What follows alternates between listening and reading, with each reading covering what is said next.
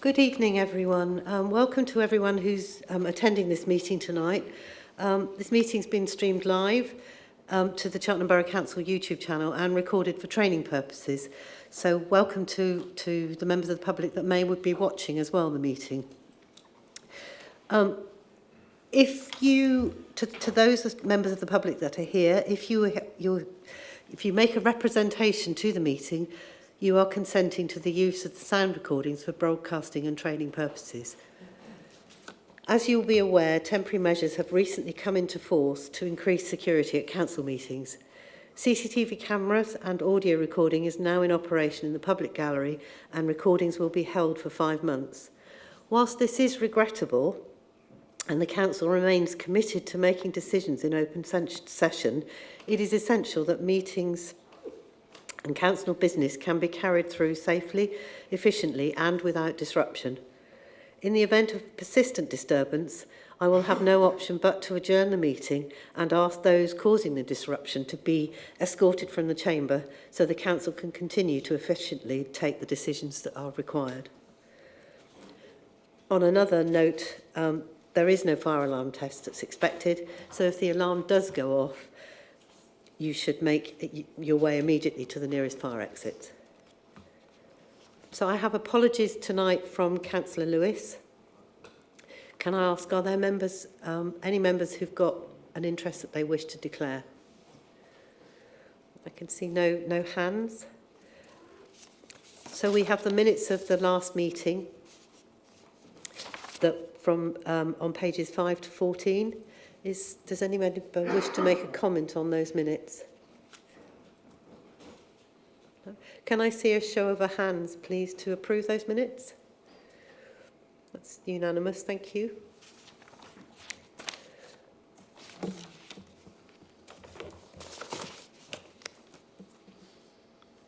We've also got the minutes from the extraordinary Cabinet meeting held on the 28th of September 23, which will be approved at the next Cabinet meeting in November.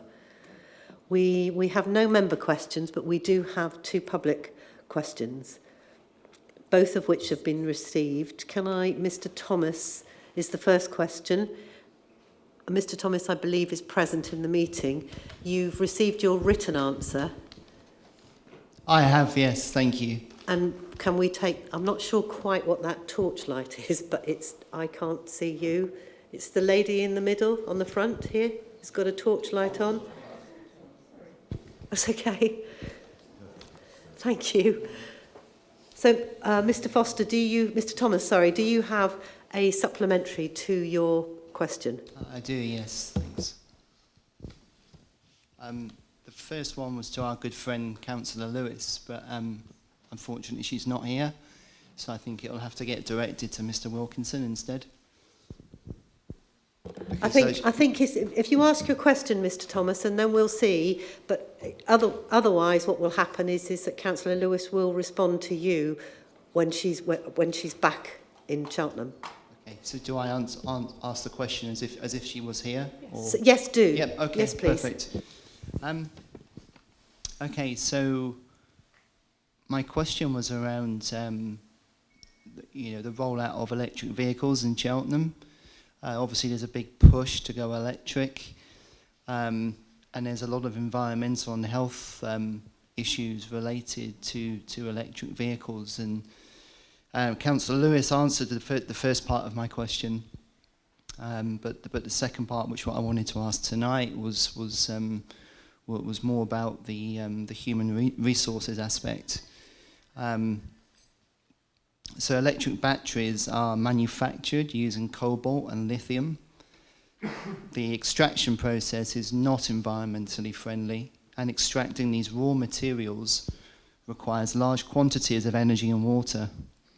Toxic leaks from these plants can cause environmental disasters, like we've recently seen in Tibet, when the Lichu River was poisoned.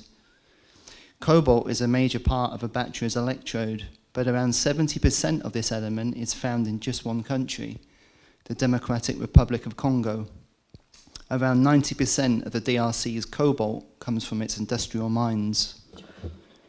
Children as young as 7 are used... Mr. Thomas, I need to focus you in terms of the fact that you have got a supplementary question. This is my answer. question, and I'm just a little bit of a preamble. I'm coming on to my question, so thank you. So, children as young as 7 are used in the exploitation of cobalt extraction that can and has caused fatal lung conditions. Men, women, and children are working without the most basic protective equipment, such as gloves and face masks. Deaths in these mines occur regularly. Mr. Thomas, your question would be appreciated, please. Yeah, thank you. Thank can you. I just remind you, you are public servants, and I'm trying to just to give some context behind this. So my question, as I said, is it's about the human aspect and the large number of deaths and child labour that's used in these mines to produce these electric batteries. So my question is as follows. Given the huge push for modes of transport where electric batteries are used, are Cheltenham Borough Council concerned about the exploitation of child slave labour? And if so, what are they actively doing to remedy it? That's my question. Thank you. Thank you, Mr. Thomas. As you're aware, Councillor Lewis is not here. I think we have got your question, which is logged, and she will get back to you, or the council will get back to you at that point in time. Yeah. As soon as she's back in, and we can formulate an answer. If you have your question written down and you want to submit that, you're more than welcome to do that. But we can pull it off of the recording. Okay, thank you. I've got a second question. The second, yes, indeed, you have. The second question, I'm assuming that you will take that answer as read, and do you have a supplementary? Yes, I do. So the second question is to Mr. Wilkinson. So it's to do with business rents in Cheltenham. And I need to kind of give a bit of a preamble on this because it is important. So the Cabinet noted in the July meeting that a vibrant high street was essential for Cheltenham. Yet in the September meeting, it was very disappointing to note that vacant units in the town are earmarked for residential properties. I can only come to the conclusion, as do many others, that the council's profit margin and the internal rate of return offered by residential properties is far more lucrative than having more local businesses. Mr. Wilkinson, you said that the council has limited powers to vary business rates. However, you do have powers within the Local Government Act and specifically through the Local Government Finance Act 1988 via non-domestic rating, small business rate relief, England Order 2012, and also through the Section 13A officer. I know of small businesses here in Cheltenham who are very concerned about future business rate increases for the next tax year. It does seem inevitable. So will Cheltenham Borough Council commit to capping business rates for small businesses through the powers that they do have through the Local Government Finance Act and through the Section 13A officer? Thank you. Councillor Wilkinson. I'm not familiar with the specifics of the question. However, I'm happy to talk with our finance officers about all of the arrangements we have for business rates. Thank you, Mr. Thomas, for your questions tonight. Thank you. That takes us on to section 2 of the meeting, and there's no matters referred from the council, no matters referred from overview and scrutiny or any other committee. And that takes us on to the cabinet reports for tonight. The first of those reports is the housing regulations and Cheltenham Borough Homes housing review. Those are on pages 15 to 74. This is a joint report of Councillor Lewis and Councillor Atherstone and myself. So I will start off with this report. Just to say that I became a councillor over 2 decades ago because I wanted to make changes to improve things for all our residents. Following the ravages of the pandemic and more latterly a cost of living crisis, this has forced families to make, for me, unimaginable choices that they have had to make. and I'm more committed than ever to taking the right decisions to continue supporting our communities, even when those decisions result in change. But change is something we must embrace in order to keep delivering our priorities. Back in 2003, it was absolutely the right thing to do to create our Almo. Indeed, I was part of that council, then, when we made that decision. And we'd made that decision because the then Labour government was offering financial incentives, which we took advantage of to bring our homes up to the decent home standard. The funding stopped for that in 2016, but for 20 years, Cheltenham Borough Homes has worked with us, the council, to deliver investment in existing stock, new housing, a financially resilient housing revenue account, high tenant satisfaction and leaseholder satisfaction, all of which we are rightly proud of, and give our very sincere thanks to Cheltenham Borough Homes for all they have done.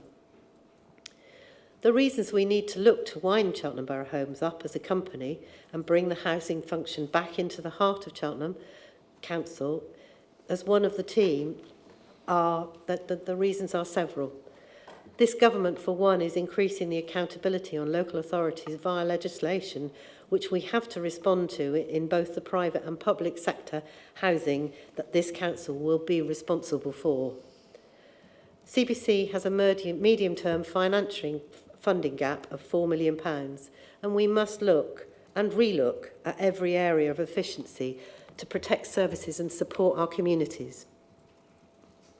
The strengthening partnership work that was undertaken over the last 2 years has been successful.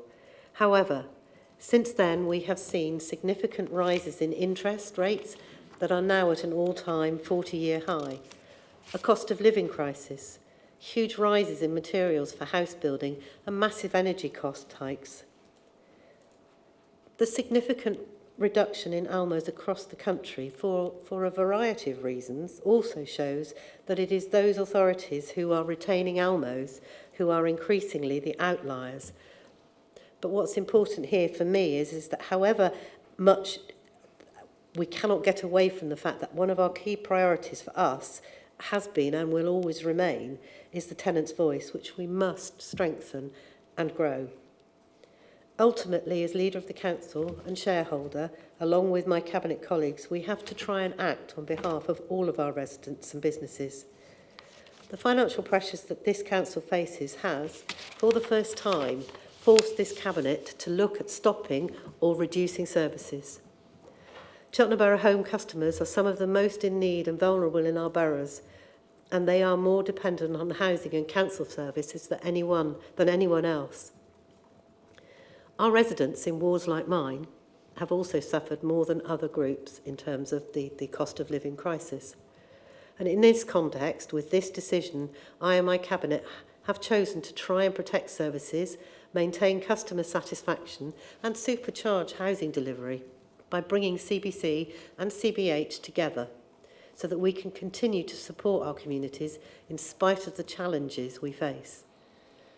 On a personal note from me, I could not justify an argument that I might have on a doorstep with a constituent about cutting back council services from leisure to street cleansing, to things that really, really matter. I'm not saying housing doesn't, but those things over and above keeping our Almo in existence.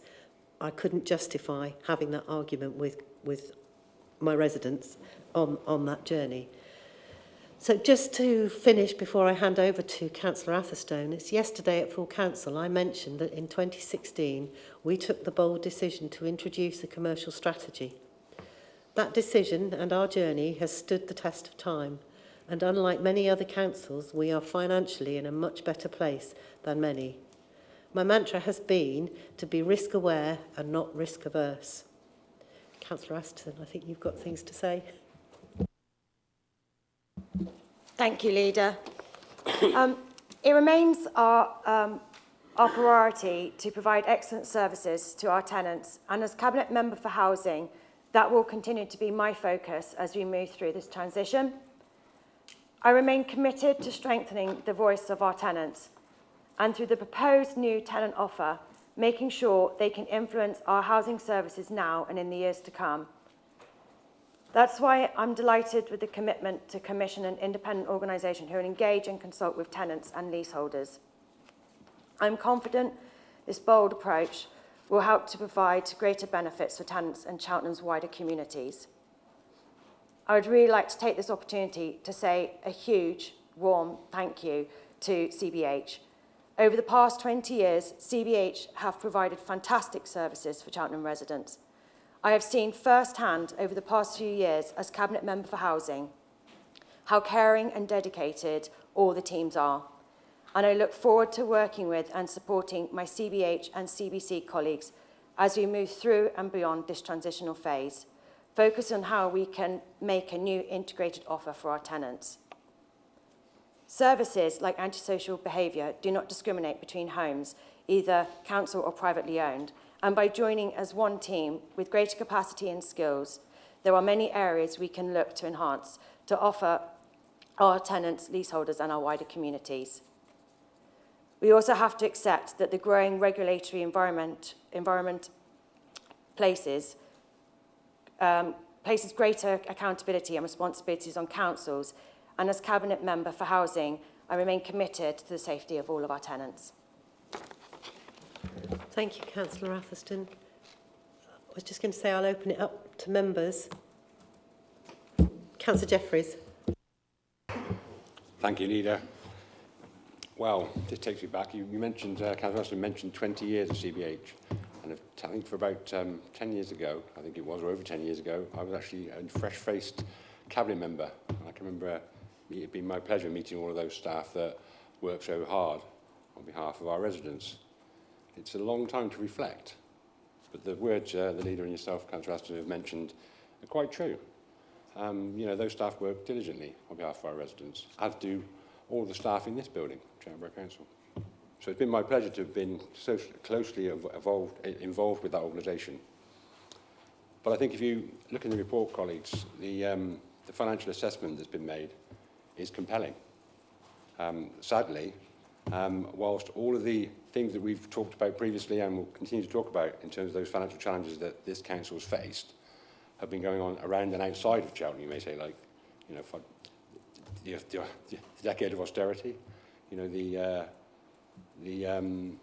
all the financial challenges from COVID and recently the cost of living challenges. So all these factors that are impacting us on Cheltenham, and here we are, evolving. And the key thing, I think, Leader, you mentioned there, was about protecting services.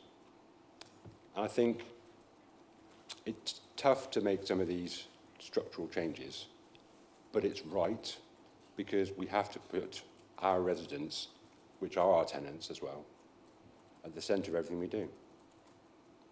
So that's fundamentally, I personally think that there's going to be, I think you mentioned supercharging investment, because it's not all about revenue and day-to-day services, and I know that'll be our prime focus as always. It's, I think an old expression in the previous Chief Executive used to say was our bread and butter was our day-to-day services, but I'm looking forward to the future, and I think it's very positive. That one Cheltenham approach to regeneration and housing delivery, I think, could pay dividends. So I'm really looking forward to that as we step forward for this exciting opportunity. Thank you, Leader. Is there any other member? Councillor Horwood.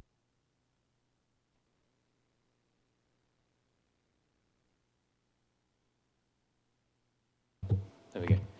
Yes, I just want to add my thanks to Cheltenham Borough Homes, to the management and officers. I used to have a job in which I got enormous amounts of casework on housing across Cheltenham.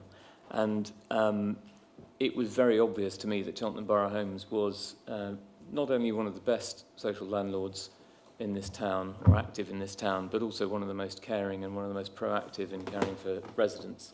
And I'm very reassured by the words of Councillor Atherstone and you, Leader, that that outstanding level of service is absolutely remains at the heart of our commitment to those residents. But we have to be mindful that the financial environment in relation not to the service, but in relation to the situation in which we find ourselves with government and incentives that were available no longer applies, and that the era of the arm's length management organisations in councils across the country has drawn to a close. And we have to be mindful of that, and we have to take a balanced decision in terms of the management of this council's finances. And so I think if we do remain absolutely committed to that level of outstanding service and to that continuing in an uninterrupted way, then I'm extremely happy to support this decision. I think it's the right one. Thank you, Councillor Hallwood. So I don't see any other members. So if I can just sum up a little bit, I would reiterate my very sincere thanks to all of Cheltenham Borough Home staff, but in particular to the senior management team that latterly been led by Steve Slater as their chief executive. I'd also like to place on record my sincere thanks to all of those who sit on the board of Cheltenham Borough Homes. As I said at the beginning, change is difficult and challenging, but together we are stronger, and for the majority of staff, their jobs will not change. I truly believe that together we can make this as smooth a transition as it is possible to do, to make sure that the tenants stay at the core of our service delivery, to maintain the very high standards of customer satisfaction that Cheltenham Borough Homes have attained. I always use the phrase, Team Cheltenham, and this decision, I believe, is in that spirit. Can I see that we've then got the recommendations that are all set out? Can I get your approval for those recommendations as they're set out? Thank you all. That's unanimous. That leads us on to agenda item 6. And that's to approval of the budget strategy process and timetable, and that's the report of Councillor Jeffreys. Thank you, Leader. Wow, another year's gone by and we're at the start of the budget setting process again. It seems to come around pretty quick, or quicker each time, I may say. Thank you. Colleagues, this administration and this council, as we've talked about in the previous item, have faced financial challenge after financial challenge. You know, the last 5 to 10 years, it's been unreal, I think. You couldn't foresee it. I mean, the programme of austerity, which saw unprecedented cuts to our government funding. The response and recovery from a global pandemic, and most recently, the cruelest squeeze on living costs in a generation. Yet each time, we overcome these as a council.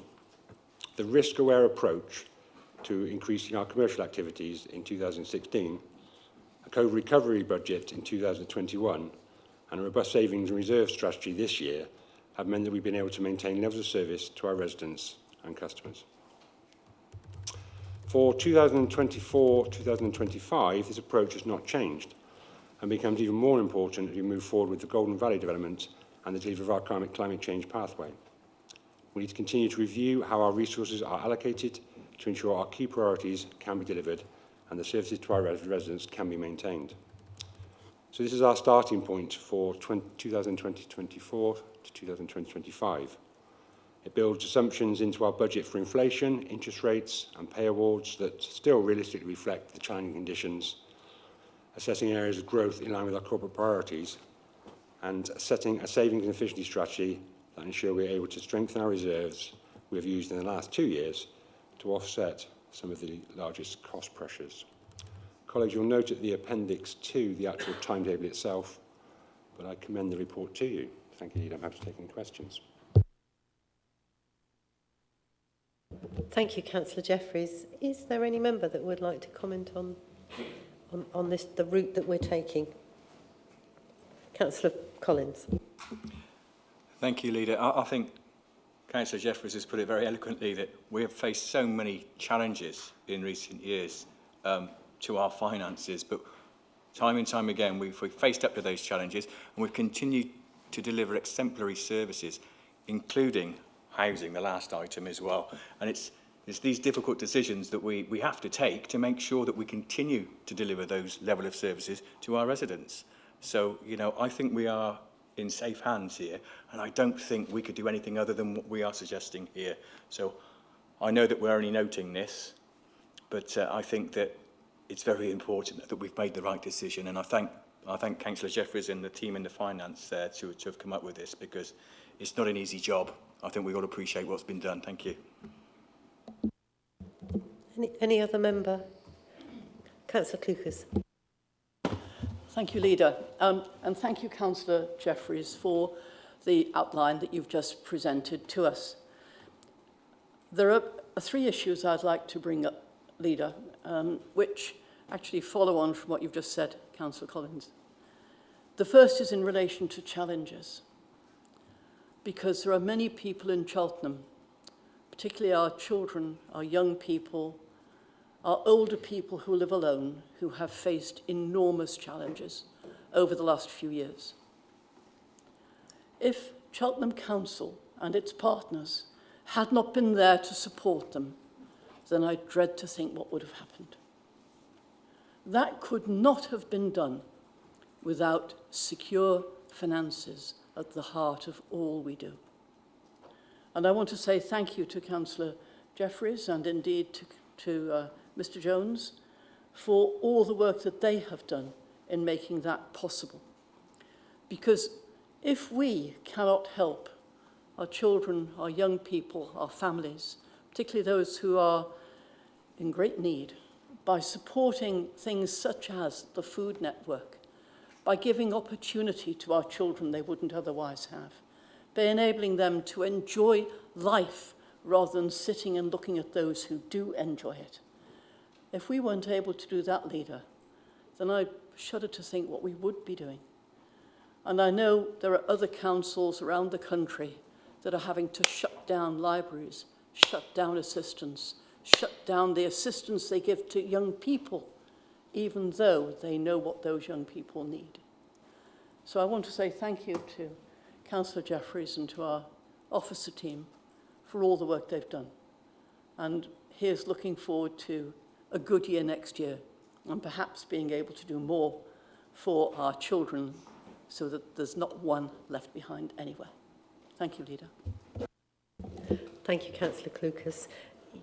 I'm guessing that the one thing that I find really frustrating out of all of this is the what's going to, as we go forward, we know that we're not going to get any settlement until November, and so therefore our officers have got to spend time and effort actually coming up and making assumptions of what our budget might be, because the government doesn't seem to be able to give us any certainty beyond a year. And in fact, as I say, it's not until the autumn statement, so sort of November time, late, that we're going to get it. And then generally speaking, it's a couple of days before Christmas. No private company, business would run budgets and a financial cycle in the way that this government seems to expect us as local authorities to do.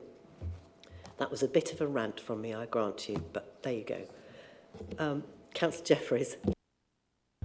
Thank you, Leader. I agree with your rant entirely, to be fair. It's quite an extensive budget setting timetable, but when we're having to make assumptions, it is kind of difficult. It is kind of crazy that actually the outside, what can outside affect those assumptions? We've only got to look at the catastrophe of the mini budget and everything changes. So let's hope for a quiet run into the budget setting in November, but you never know. Colleagues, thank you for your kind words. Yes, this is the start of that setting process. So the officer team, Gemma and all of the team have got a lot of work ahead of them. And again, they always rise to those challenges. And I should put on record my thanks on our behalf. I cannot take much credit for all their hard work. So thank Paul, Gemma and all the team for the work they're about to commence on setting our budget, or setting our timetable for our budgets. Thank you, Leader. So are Cabinet happy to note this report as it's set out? Thank you very much. Section 6 is the briefing session. If I start, Councillor Doby. Councillor Wilkinson. Thank you, Leader. Just a quick thanks from me to everyone who organised the recent Gloucestershire Property Forum, where we were able to talk about our empty shops report, referenced earlier during public questions. And also thank you to Men in Sheds for welcoming me to their site at Dundry Nurseries last week. Councillor Collins. Nothing from me, Leader. Councillor Clucas. Thank you, Leader. Just a couple of things from me. The first is to say that colleagues here will be aware that we are doing a survey on the safety of women in Cheltenham. This is a fresh survey building on the one that was done in 2021. And that survey is accessible on the Cheltenham website. And we would love as many young people, as many women in town to say what they think about their safety in our town centre. So I would be most grateful if people listening to this and perhaps looking at it online afterwards would pass to their friends and their colleagues a wish that we actually were able to get them to do that. The second issue is a thank you from me. And the thank you from me is to our officers, to our colleagues in Cheltenham Alliance for Race Equity, the Everyman, to colleagues at Cheltenham Festivals, for the assistance that they all gave in doing something unique at festivals just over a week ago.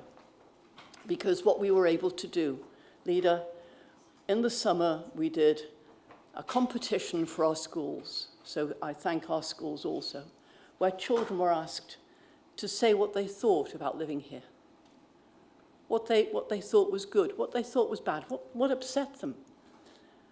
And we had quite a lot of entries for that. Those entries came in and were judged. And the Mayor, over the last week or so and into next week, will be delivering at our schools prizes for those who were finalists in that. We had 10 children, 10 young people, who came to the festival on Saturday, a big festival day. And they were able to stand, and they were able to say what they thought. And we thought initially, well, yes, some mums and dads will be there, some teachers will be there. But actually, people were standing 4 and 5 deep listening to our kids. And I just thought that was amazing. Amazing not because I was there saying something, because I wasn't really, but because our children wanted to say what they thought. And when you've got a little one of 7 and another who is 18, Heva was just fantastic in acting as our compere for the day. It was an amazing experience, and I just want to thank them, our officers, Helen Down and others who helped with that, our partners who helped with that, and the fact that we were able to do that in Black Lives Matter month, I thought was amazing. And so giving voice to those who don't have it is a great thing that this council does, and I know of nowhere else it does, Leader. So my thanks to officers and indeed to those members who've supported the work that we do. Thank you, Councillor Horwood. Just briefly to say, earlier this year, this council approved £128,000 worth of community grants, and I'm pleased to report that we have started to spend that money. And we committed to support everything from defibrillators to pollinators and new pedestrian pathways. And I recently visited Bath Road, where I saw the brilliantly repainted utility boxes which have been beautifully decorated by a brilliant street artist called Rhys Cow, alongside Bath Road traders and representatives of the residents' associations. And I just thought Council would like to celebrate that fact. And we have got more community grants to come. Thank you. Councillor Atherstone. Nothing further for me today. Thanks, Leader. Councillor Jeffreys. Nothing further from me, Leader. Thank you. And nothing from me this month. That leads us on now to the decisions of Cabinet members, of which there have been 4. So there's a Cabinet member decision from Councillor Horwood on the revised fixed penalty fees for enviro crimes. Yes, I have taken the decision to increase 3 sets of fines for environmental misdemeanours to the maximum now allowable. The maximum amount for fly tipping is increasing from £400 to £1,000. The maximum fixed penalty notice for litter and for graffiti is going to increase from £150 to £500. So that is an important signal that we really will not tolerate unwelcome graffiti. We will not tolerate fly tipping, and we'll take a proportionate but firm view of litter as well. The idea that actually we had to ask government's permission, or we had to wait for government to grant us permission to increase to these amounts, just shows you what a ridiculously centralised country we live in, actually, because had we been left to our own devices, we would have increased those fines on our own account. But I'm happy to report that we've decided to do it to the maximum we're now allowed to do so. Thank you. Thank you. The next Cabinet Member decision is that of the Cabinet Member Waste and Recycling, and that was to award a contract to Talis Amos Limited. Yes, this is in line with our planned renewal programme for all of our vehicles who provide the waste and recycling service, and indeed it was previously approved by the Cabinet. So it just shows our commitment to the future when it comes to waste and recycling. Thank you. Thank you. The next decision was a decision that I took as leader. As you all know, we had a whole list of projects that we'd allocated money to for the UK Shared Prosperity Fund. So I took the decision to enter into that, into delivery agreements to release some of the money in order to move those things forward. The final decision tonight was that of Councillor Wilkinson, and that was Public Art Celebrating Women.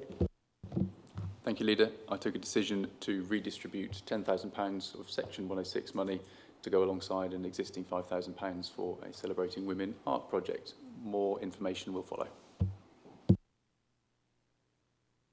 So there's no other items that I as leader determined to be urgent or requires a decision.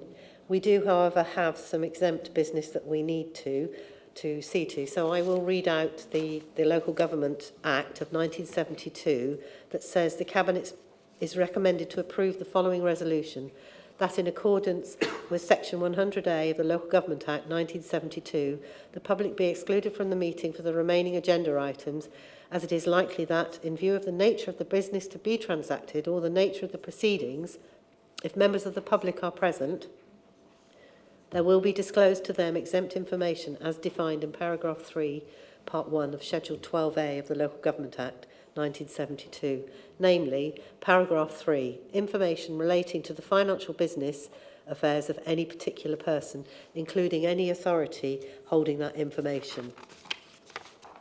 Can I see a show of hands to agree that we go into that exempt session? That's a unanimous decision. So that just leaves me to say thank you to the members of the public that have come to listen to tonight's debates. But I do need to ask you now to leave the council chamber, please.